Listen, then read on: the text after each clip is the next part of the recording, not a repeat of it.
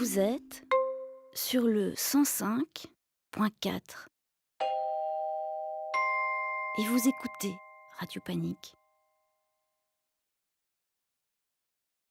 Voilà, bonjour, je suis avec Arnaud Bosini. Vous êtes le directeur du... Adam Bruxelles Design Museum du musée de design de Bruxelles, qui est au pied de l'Atomium, vraiment à 200 mètres de ce symbole de Bruxelles et de la Belgique. C'est un musée, c'est un nouveau musée, enfin il y a 3 ans. Ok, alors du coup, comment vous êtes venu l'idée de créer ce salon? Ouais, on a décidé d'accueillir, enfin plus que d'accueillir cette exposition Night Fever. En fait, c'est une coproduction avec un musée de design allemand, notre grand frère, bien plus âgé que nous, qui s'appelle le Vitra Design Museum, qui est près de Bâle, au sud de l'Allemagne. Et voilà, et ils sont venus nous voir pour voir si on voulait être les coproducteurs d'une exposition qui serait une réflexion par le biais du design, mais beaucoup plus large, autour du monde de la nuit depuis les années 60, du monde de la nuit et du monde de la discothèque, du monde du clubbing, comme vraiment élément épicentre de la culture pop des années 60 à aujourd'hui. Voilà. Et nous, on était extrêmement intéressés, évidemment, à prendre part, d'une part, à la réflexion, parce qu'en plus, dans le projet, on pouvait mettre quelqu'un dans l'équipe curatoriale. Et donc, on a Katharina Cerulus, qui est co-commissaire de l'exposition, qui est une chercheuse en histoire du design, une chercheuse anversoise. Et donc ça permettait de vraiment implanter dans la réflexion la Belgique, qui avait la Belgique et Bruxelles, et la Belgique et Bruxelles a quelque chose à dire en termes du monde de la nuit et du monde du clubbing depuis les années 60 jusqu'à aujourd'hui. Et donc il allait un peu de soi, pour nous c'était une belle opportunité que de prendre part à ce projet qu'est Night Fever.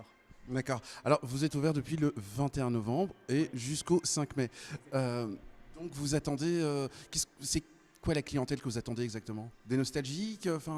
Qu'est-ce que vous attendez comme visiteurs? Non, justement, l'idée c'était vraiment d'accueillir au-delà d'un public de musée de design, au-delà de la niche, au-delà des habitués de ce type du musée, c'était d'ouvrir à un propos beaucoup plus large qui permettrait d'attirer de nouveaux publics et de faire connaître, parce qu'il n'y a pas que... oui, évidemment, un musée est fait pour le public, mais il n'y avait pas l'idée que d'attirer un nouveau public, c'était vraiment de mettre en contact ce nouveau public avec une thématique extrêmement intéressante, à savoir le design des discothèques, mais le design qui n'est pas que le design d'intérieur de la discothèque, qui n'est pas que le mobilier. Ça passe aussi par la mode, le graphisme qui est du design aussi.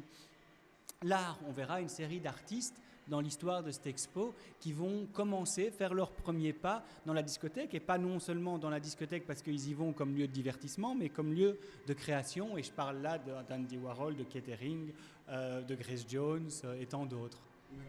Ah ben justement, la question que je vais vous poser alors, les œuvres, elles viennent de clubbers anonymes ou de discothèques qui ont existé? Vous pouvez nous en dire plus un petit peu? Les œuvres, elles viennent, les pièces, parce qu'on va davantage parler de pièces que d'œuvres, elles viennent d'un peu partout, elles viennent de collections privées, d'anciens propriétaires, d'anciens clubbers, mais également d'artistes. On a par exemple des pièces prêtées par la fondation Kettering. On a des pièces qui viennent aussi, notamment des pièces en termes de fashion design, qui viennent aussi bien des collections du Vitra Design Museum que de celles du musée de la mode d'Anvers, avec Van Beeren, donc, un des 6 d'Anvers, que du V&A à Londres. Tiens, ma petite question, est-ce que vous pensez que la boule à facettes aujourd'hui a toujours sa place dans les discothèques? Elle a sa place dans l'histoire des discothèques et elle peut avoir encore sa place à la discothèque. Voilà, alors, pensez-vous que le kitsch, c'est toujours aussi chic? Je ne sais pas, je ne sais même pas s'il faut concevoir ça en termes de kitsch ou en termes de vintage.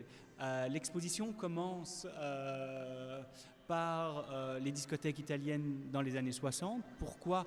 Parce que dans les années 60, il y a en Italie ce mouvement qu'on appelle le radical design, qui va remettre en cause les codes du modernisme et du fonctionnalisme. Donc on va dire, pour faire simple, qui va remettre en cause l'héritage de Bauhaus et qu'il est vrai, va partir dans des formes, des couleurs beaucoup plus débridées, qui annoncent ou qui sont le postmodernisme.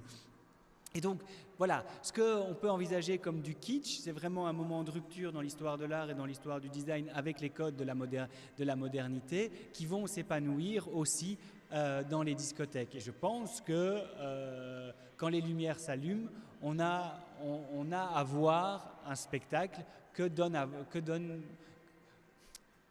que le postmodernisme a pu exprimer pendant un long moment de l'histoire des discothèques, de ces discothèques italiennes des années 60 à l'Hacienda à Manchester dans les années 90. Tiens, une petite question, juste pour vous, hein. Voilà. Est-ce que vous sortez toujours ou si oui, où? Ça m'arrive toujours de sortir, mais c'est vrai qu'au regard de l'histoire et de l'histoire de la manière comment elle avance, on voit bien que le monde de la discothèque, il existe toujours, mais que dans une ville comme Bruxelles aujourd'hui, le monde du divertissement de la nuit se répartit entre des clubs, on en connaît, et des soirées. Des soirées qui reviennent de manière récurrente, pas forcément dans le même lieu, et voilà. Et qu'aujourd'hui, voilà, le public, dont moi, se partage entre ces deux lieux. D'accord. Enfin, entre ces deux conceptions, ces deux espaces. Ok.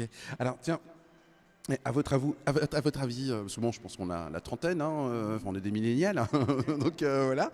Mais pour vous, alors, à l'époque, quels étaient les lieux branchés à Bruxelles? Je pense que le Myrano, à l'époque, je veux dire, à quelle époque mais je pense que le Myrano a été un moment fondamental. Il y a véritablement une mémoire collective. Et je parle pour Bruxelles, on pourrait parler de la province, on pourrait parler d'autres endroits à Bruxelles, mais voilà, regardons le Myrano, c'est un endroit fondamental. Voilà, il y a une vraie attente sur sa réouverture, une vraie peut-être même impatience quand on voit comment le teaser qui a été fait en 5 épisodes sur l'histoire du Myrano, qui annonce la réouverture du Myrano, a très très bien fonctionné. C'est quand même intéressant. Tout le monde se souvient de la piste de danse du Myrano. Enfin, voilà. Et d'ailleurs, c'est d'ailleurs pour ça que Katharina Cerulus, la commissaire belge de Night Fever, a tellement fait de recherches en amont de l'ouverture de l'exposition qu'à partir du 1er mars et jusqu'à la fin de l'été, au musée Design de Bruxelles, au Adam, on va ouvrir entre guillemets un spin-off de Night Fever qui va s'appeler Designing the Night, qui se trouvera dans le grand hall public du musée et qui sera une exposition sur le graphisme de la nightlife en Belgique des années 70 à aujourd'hui et qui viendra réexplorer toutes ces questions et tous ces lieux mythiques du Planca au Myrano en passant par les grands lieux d'aujourd'hui. D'accord. Alors, donc du coup, donc je répète, hein, le Adam Museum qui est situé ici, au Ezel, c'est bien ça? Donc c'est quoi Enfin, pas au Ezel, mais... Le Adam Brussels Design Museum. Donc le Adam Brussels Design Museum est situé sur le plateau du Ezel, à 200 mètres de l'Atomium, en face du palais 5. Et c'est le musée de design de Bruxelles qui accueille jusqu'à début mai cette exposition Night Fever, Designing Club Culture, 1960s till today. Alors donc c'est ouvert tous les jours, je suppose? Tous les jours, de 10 à 18 heures.